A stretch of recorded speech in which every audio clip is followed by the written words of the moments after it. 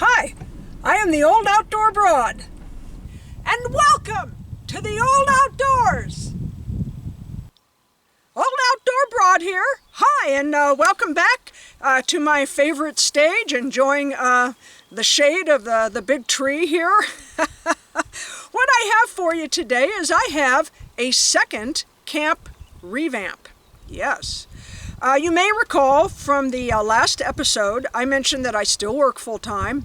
I am preparing for retirement, and one of the things that I'm doing is figuring out how to do the things I love doing even though I'm aging. I have tried to stop it, but nature is taking its course, and I have to figure out how to do things so I can keep doing these things that I love.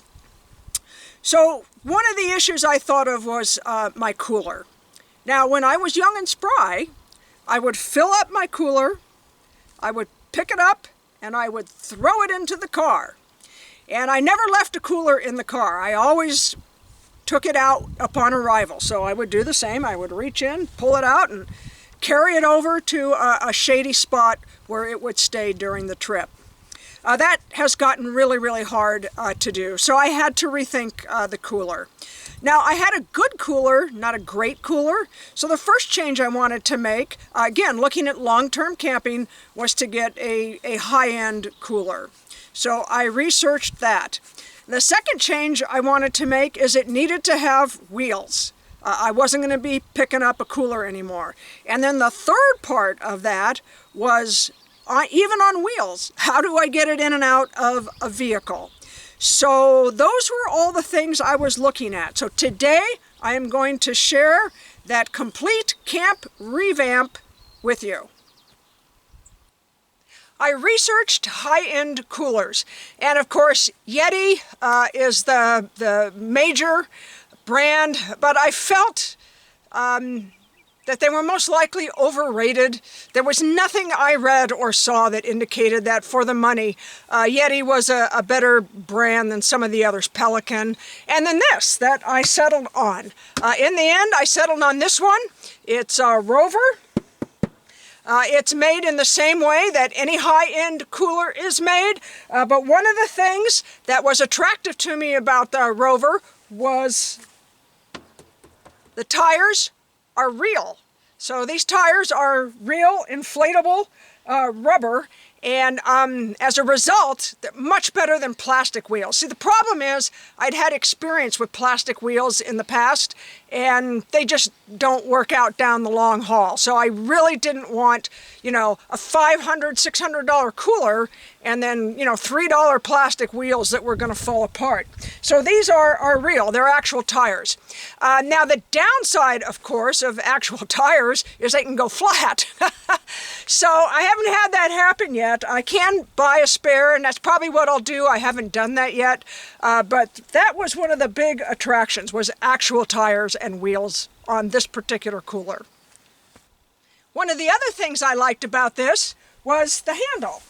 So the handle is flared out here on the end so that as you're walking, pulling your cooler, you're not directly in front of it and it's not clipping you in the heels.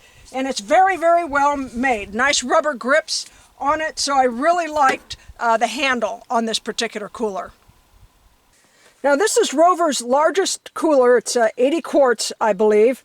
I use cube ice on one side, and then it comes with this handy bin to put food and keep it away from water and ice. It's quite roomy. You see it runs the length. It is also quite tall. So you see I have a nice bottle of wine in there. The reason for that is where the wheel is high. So the floor to this portion is up higher, and then it dips down low. So this gives you a real tall space here, and that's also where the water drains. It allows for the water to drain out. And I'll show you the drain plug in a minute. Now this right here adheres that to the cooler. The reason for that, again, is if the ice is melting, water is building up. You're typically not letting the water out because it's cold, and it helps keep the temperature. And this keeps it from floating up. So that works out really well. So lots of room on the inside of this cooler, and you can see how thick the walls are. Right under handle is located the drain plug. And as you can see, it's quite large, and it indeed empties the water in a big, big hurry. And remember, the water's in a lower compartment because of the wheel and floor arrangement. One other thing that I had some concern with in going with this type of cooler are these things. You know, these are the catches. They're rubber. That means they're going to stretch out over time and would need to be replaced. Now, here in camp, I just leave them undone because there's no reason. The lid is quite heavy. It sits on the grommet and the ledge there, and there's really no reason for it to be pulled down when it's just sitting here in camp. Obviously in transport, those would be engaged. But that was another thing that concerned me about going this route. So here you can see the entire setup. So this is how I opted to deal with the issue of how do I get the cooler in and out of the vehicle. So I bought a hitch rack. Now this one is huge. It's a little bigger than I really ideally wanted. That said, it's made of aluminum. I specifically wanted aluminum because of the weight.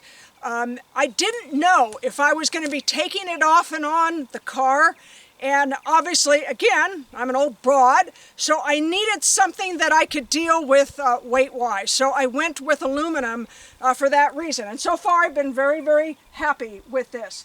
Now this will fold up, everything folds up, right up to the car. So as it's turned out, I've never taken it off the car. The only thing I have to deal with is my license plate and adjusting that, but that isn't any big deal. So the ramp folds into the bed of the rack, and then you just pull a cotter pin, pull it out, fold it up, put the cotter pin back in, and you are good to go. When we're transporting, this snaps into this position, and that's how we drive. Now, you may be wondering about the umbrella. So in this location, I never take the cooler off the car. There's no reason to. When I'm out here, I hike from base camp and I don't drive anywhere. I drive out, I drive home. So I bought this umbrella to keep the cooler in the shade so that it helps the ice last longer. And I'll adjust that umbrella. When I put it back, I'll adjust the umbrella. So let's see how this works. Let's see if the old broad can actually get that big heavy cooler off the ramp and someplace else and then get it back on. Let's find out. The question of the hour, can the old outdoor broad get that big heavy cooler that's full of stuff down the ramp and someplace else, and not only that, but get it back? Let's find out. Here we go.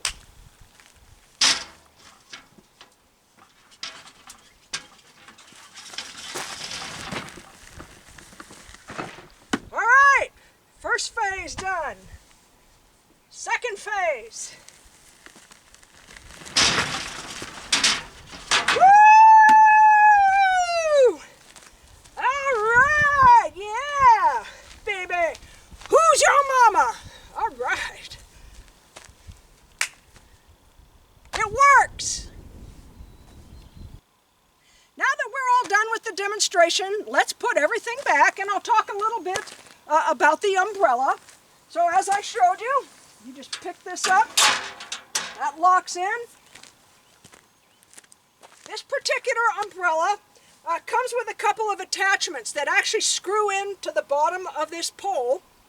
The one I use here for the hard ground is a single stake, and it has a portion that comes up away from the thread so that you can actually pound it in. So I pound the stake in, and then this disconnects right here, so I can just take the main portion of the pole, screw it onto the stake, and then add the umbrella.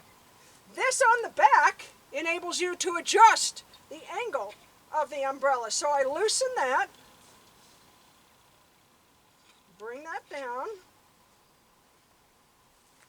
and then let's do that. All right, and now the cooler is predominantly in the shade.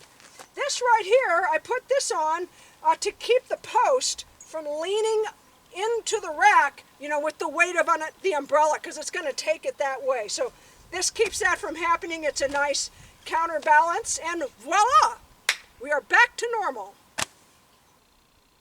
One note about your cooler. It will be lighter when you leave than when you arrived. Now in today's demonstration it was the same weight up and down the ramp.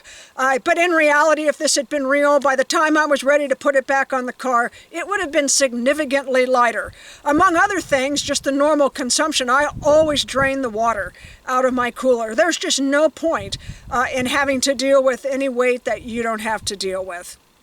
That said, I hope you have found this second camp revamp useful. As always, I look forward to you and I continuing to thrive here in the old outdoors.